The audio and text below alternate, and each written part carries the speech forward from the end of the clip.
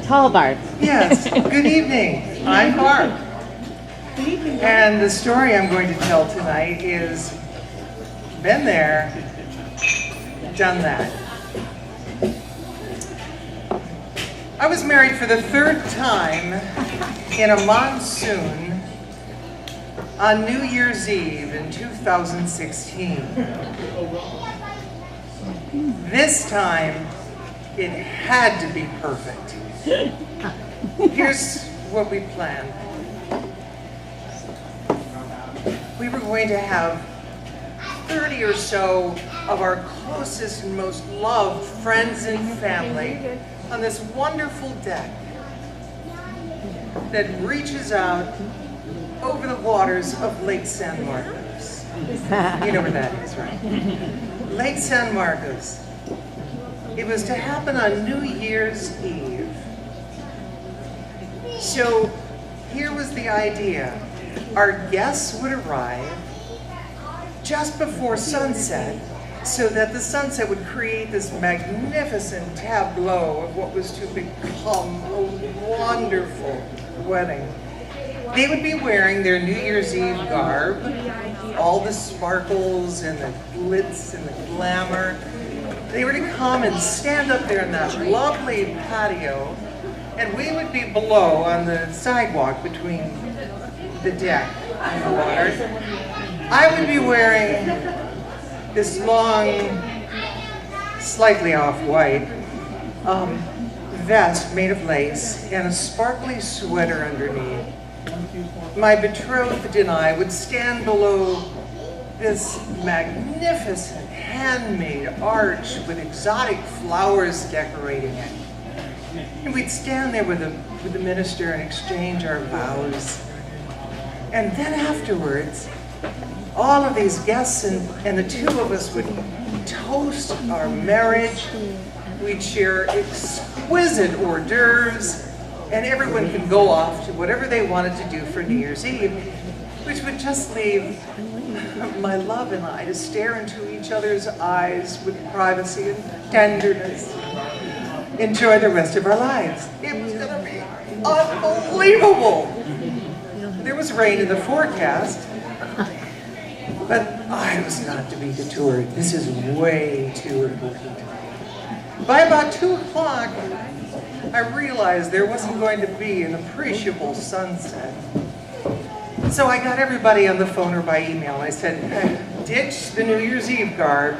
Just throw on a pair of jeans and a sweatshirt, and I'll run out to the 99-cent store and I'll get you a bunch of rain ponchos. It'll be fun. Don't worry about it. It's going to be just great. Oh, well, the best laid plans, yes? So we're standing down there on the patio, and I started thinking back.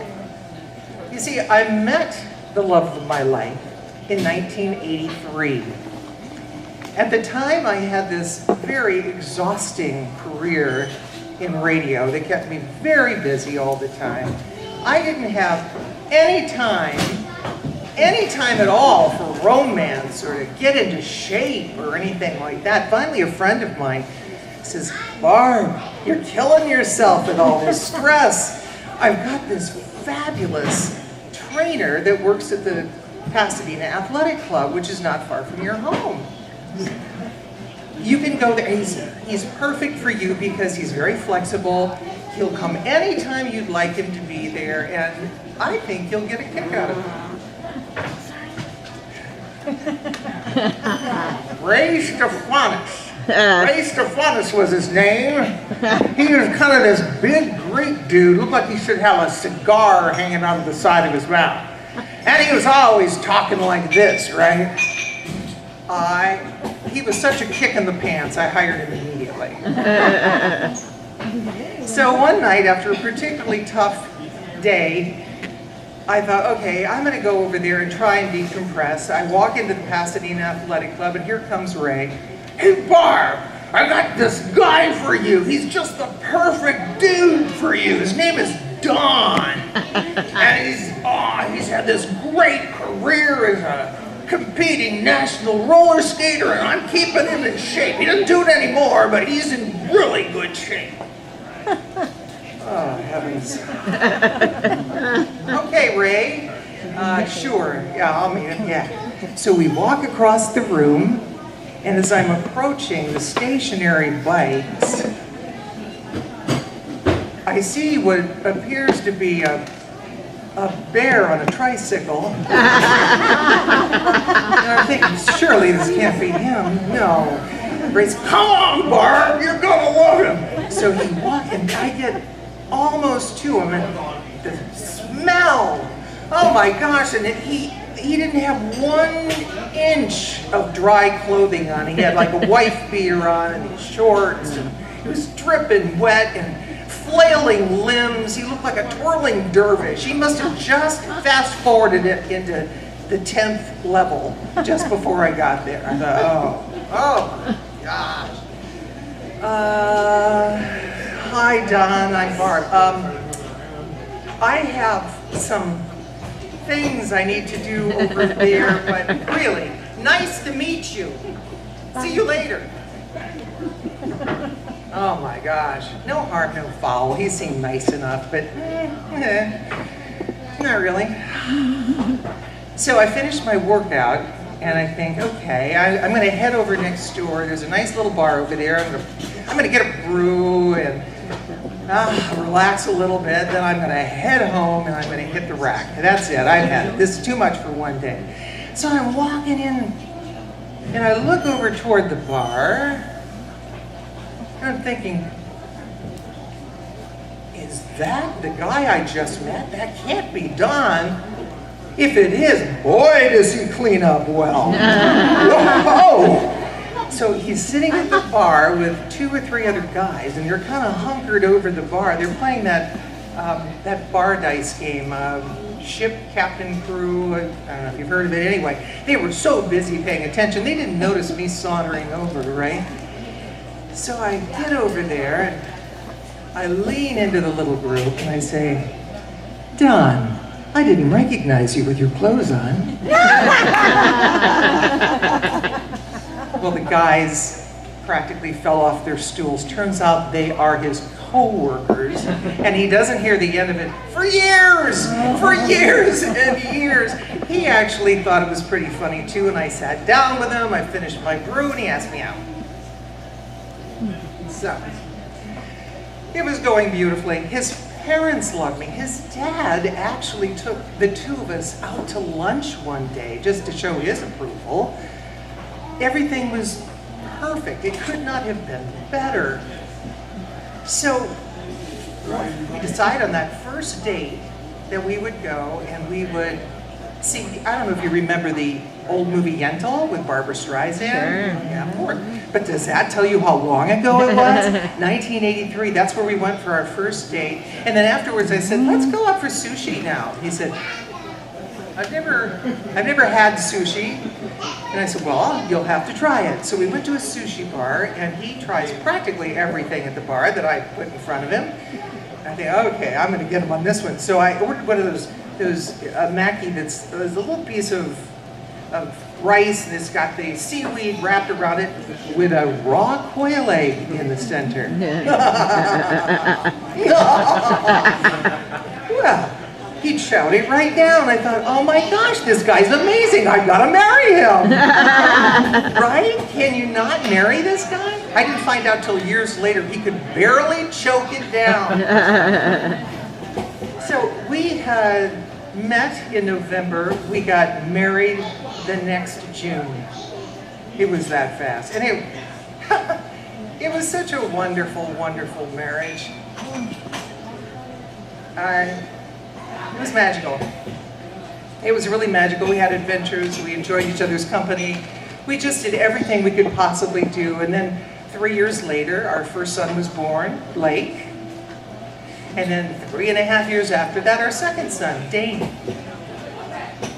Now, Don had a very busy job as a printer.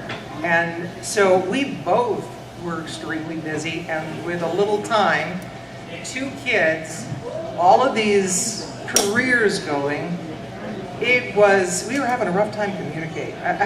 I'm sorry, I mean, I don't know if you've been in a situation where One person works a different schedule and it's all over the map. We just were not communicating as well as we should. And then one day I was at work and I was interviewing this author on the radio who wrote a book about environmental illness. And Don was at home with the two boys and he was listening. And it resonated with him. He started hearing the symptoms of this, and it just made sense. It's just an ashen, sort of a pale complexion, extreme fatigue. One of the main things is that he'd come home from work and he'd be on the couch and there was nothing left. There was nothing left. And I couldn't stop talking and he wouldn't talk to me. So, sure enough, it was verified by a doctor. He had environmental illness. And several detoxes later, he had to go back to school and find a new trade. Now look at all of these stressors, one after another. The marriage failed. The marriage failed. And in a couple of years, I met another man and I married him. Don met a woman as well and married her. He went off to Phoenix and took the younger boy, Dane, and I stayed in San Diego.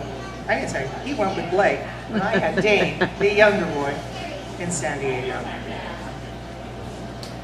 Actually, it was a very good time for Dane, believe it or not. These were the formative years. He was in high school, and he was a track star, and he was into theater, and he had lots and lots of friends in the community, and he just thrived. He just did so well. I was so pleased by it. I wish his mother could say the same. I just knew that this marriage wasn't right for me. So after 13 years, I called it quits. And that meant we had to move out of that house, which was just exactly where Dane wanted to be. And he was struggling with making that change. So for the first time in 15 years, I reached out and I picked up the phone to call Don to see what we could do to help out our son. And he answers the phone.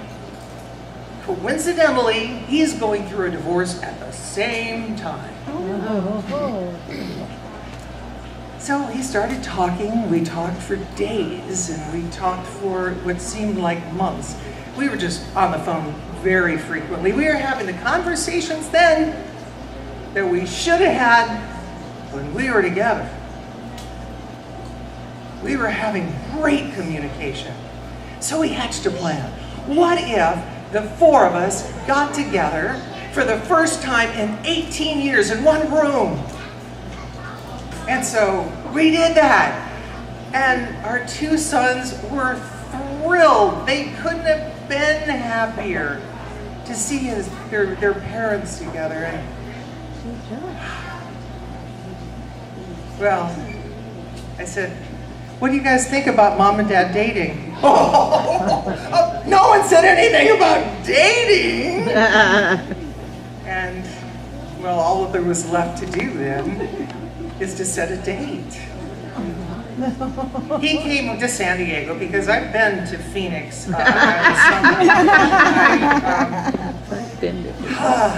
That wasn't going to work. So he came to San Diego and we started looking around for a place and we had a reunited party and the boys came and they burned our divorce papers in the fire pit. It was so much fun. And so we found this beautiful, charming little home right on Lake San Marcos. We put a deck out so it would be over the water. He looked at me one day, he said, you know, we've been here. We've been here in the past. I said, really? He said, yeah, you remember that time Dad took us out to dinner or lunch or whatever it was? I said, yeah. He said, it was over there, we used to be the Quail's Inn. Oh, yeah. Are you kidding me? Is this a coincidence? I think not. I think not. So the house is set, we buy this little Duffy boat that was just precious, already named. On the back it says, been there, done that. Yeah. Coincidence? I think not. So, which brings me to New Year's Eve in 2016.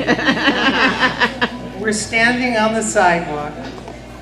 I'm wearing my yellow rain poncho with my jeans and my sweatshirt, looking up at this wonderful deck that's got all these important people to us under multicolored umbrellas and yellow rain slickers. I had rain coming down my face, I could barely make them out.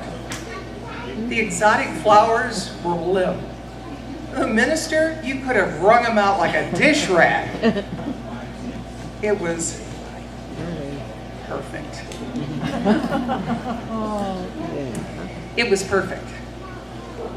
You probably heard the expression that getting married on a rainy day is good luck. I'll tell you why. When you get a rope and you put it in a knot and you submerge it into water, it's particularly hard to unravel. And it's 6 years and counting now. Yay.